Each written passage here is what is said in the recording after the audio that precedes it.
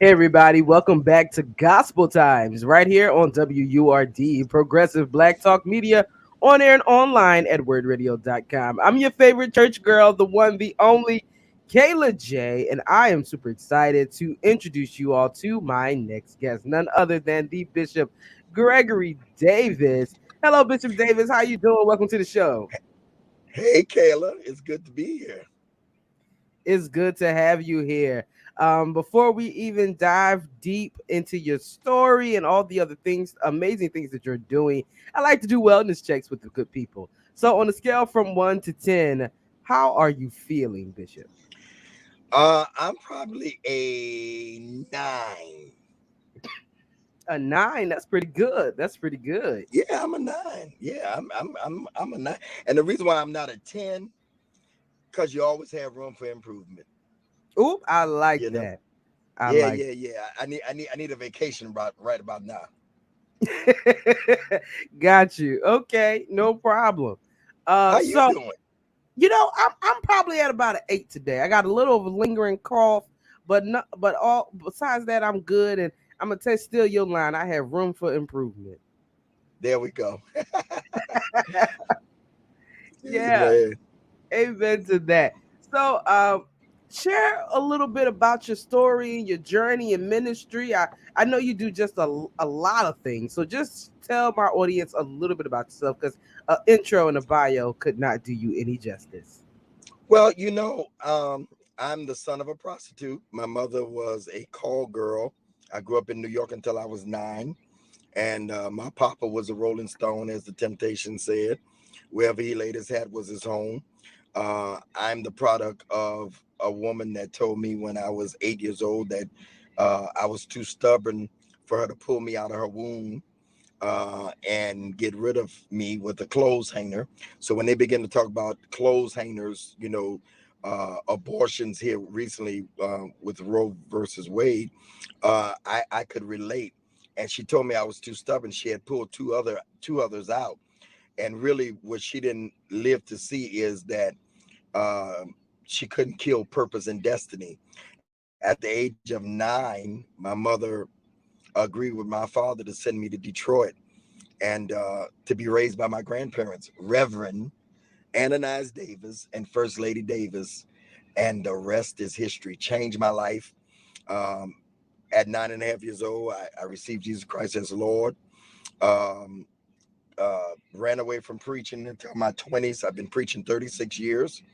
Come October, been on Christian television for 16 years, going on 16 years, radio for over 30 years. I'm an author of 19 books, soon to be 20. I have a relationship movement going called When the Right One Comes. I have a young preacher movement called the Young Preachers Movement. Uh, you name it. Yeah, I'm probably one of the hard. That's what they call me, one of the hardest working men in Christendom. Do y'all see why a bio could not do him any justice? No type of introduction that I could have done gave him all his credits. So thank Thank you. you so much. Oh, you're welcome. Thank you so much again for taking time out of your busy schedule. I was scrolling through social media and I actually came across your young preachers movement. Now, me being a young preacher myself, I was interested in it. I was like, okay, this is amazing. So I had to bring you on to just talk about it. So share a little bit about why you started this movement and what is the mission behind your young preachers movement. So it started off like everything else in my life. I was just kind of, I believe that sometimes vision is it's not clear sometimes because you stumble upon some you know where you're going, but you don't know all the moving parts. You see the picture, the puzzle complete, but you don't know the pieces that it's going to take. And so Young Preachers is a piece of my destiny. I started off by saying "Dear Young Preacher" in a tweet on Facebook, and just like 10 years ago, just kept doing it. And I had this vision on the inside of me when I was at Word Network years ago. And I left Word for a minute and went and helped start Impact Network. And I thought about doing it there. Then when I got back to Word, been back to Word about 7 years, about 3, 4 years ago, I went to our operations manager and I said, "Hey, I got a vision of bringing young preachers together from across the country to bring my text messages alive on TV."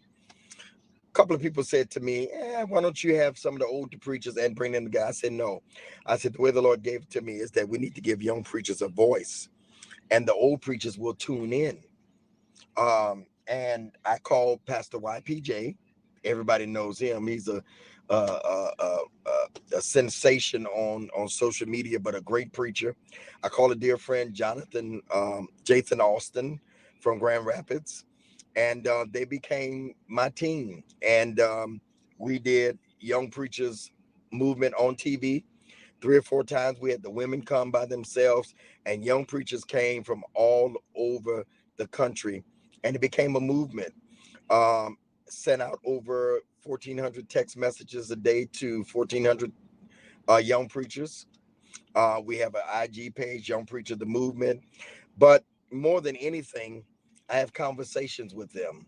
I think the problem is, and I'm when I say this, the problem is the young preacher is saying the old preachers won't listen to them, and the old preacher saying that they won't talk to them. No, the old preacher saying that the young preacher won't listen to them, and the young preacher is saying that the old preacher won't talk to them. So what I did, I had Bishop Jakes, I had Bishop Ivy Hilliard, Jackie McCullough, and various ones to make videos for the show.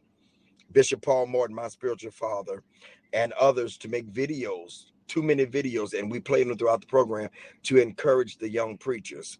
So it was really both of them talking. It's just that the young preachers, and I had older preachers, senior men and women of God, call me and say, "You know what?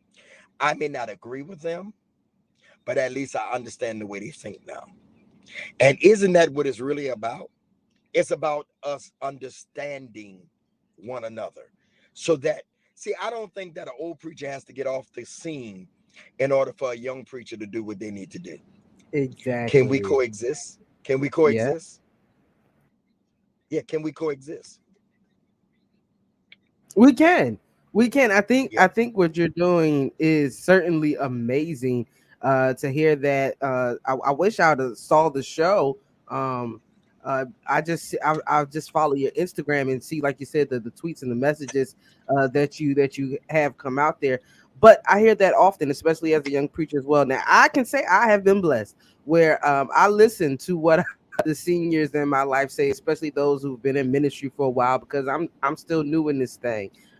So I hear from my co-laborers in the gospel of how it may be hard to find a mentor that the older generation doesn't understand the way we want to do ministry.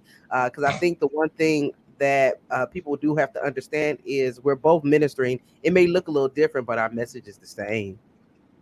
Yeah. One of the biggest things through the pandemic that I've had to do was, of course, pivot like many. But I found out that pivoting and shifting is not an age. You got a lot of young preachers that are stuck.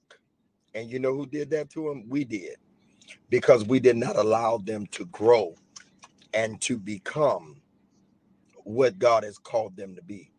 And so I say to young preachers, I hate when a young preacher walk up to me and say, "Hey, Doc." I'm like, you 12 years old, you talking about Doc? What? Be who you are and serve your generation. Serve who God has called you to serve, and it'll work out. But we can coexist. The other thing that I struggle with is the senior man of God, senior woman of God, is knowing when to move off the scene and let the next generation.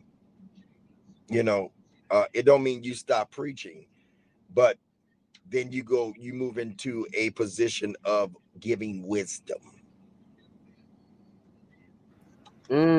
Giving wisdom. That Yeah, seems like a word that I've been hearing a lot. yeah. We need your strength. We need your strength, and you need our wisdom. We need Yeah, each other. we do. We do.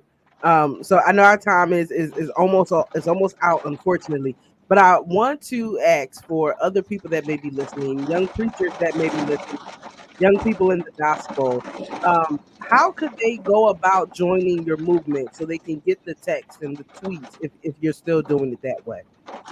So go to our Instagram page, and that's where everything happens. It's Young Preacher the Movement. Young Preacher the Movement. Also Facebook. We're on Facebook too. Young Preacher the Movement at Facebook, or you can write us at Young Preacher the Movement at gmail.com. Young Preacher the Movement at gmail.com. And we'll get you all the information that you need. Even if you just need wisdom. I write everybody back. But make sure you join the IG page. And if you got a video clip of yourself preaching, just DM it to us. We feature young preachers every day. I know you saw that. We feature young preachers every day. It's called Young Preacher Spotlight. Young preachers, like that's amazing. That's amazing, Bishop Davis. Before I let you go, could you just give us one tidbit, one wisdom nugget for young preachers to take away this morning? Be authentically, and I'm not stuck. I'm saying it slow on purpose. Be authentically you. We don't want nobody else. Comparison is the enemy to your purpose. Comparison will kill your purpose every time because you can't do it like nobody else. Be you. He said comparison will kill your purpose. Yep. All right. That's it right there. Let Be folks know. yourself. Be yourself. Be yourself. Bishop, share with the people just how can they can follow you and your ministry and other things that you're working on. Everywhere at Bishop Greg Davis. Twitter, Facebook, Instagram, um, TikTok at Bishop Greg Davis. Awesome. Real simple. Awesome. Well, Bishop, again, thank you so much for taking time out of your schedule today to join me here on Gospel Times. I appreciate you, sir, and all that you're doing, not just for young preachers, but for the kingdom of God. Bless you now. I'm proud of all that you're doing. Oh, thank you, Bishop. Appreciate that. You're welcome. All right, folks, I'm Kayla J alongside the queen of gospel radio, Reverend Louise Williams Bishop. It's time to get right back to the music here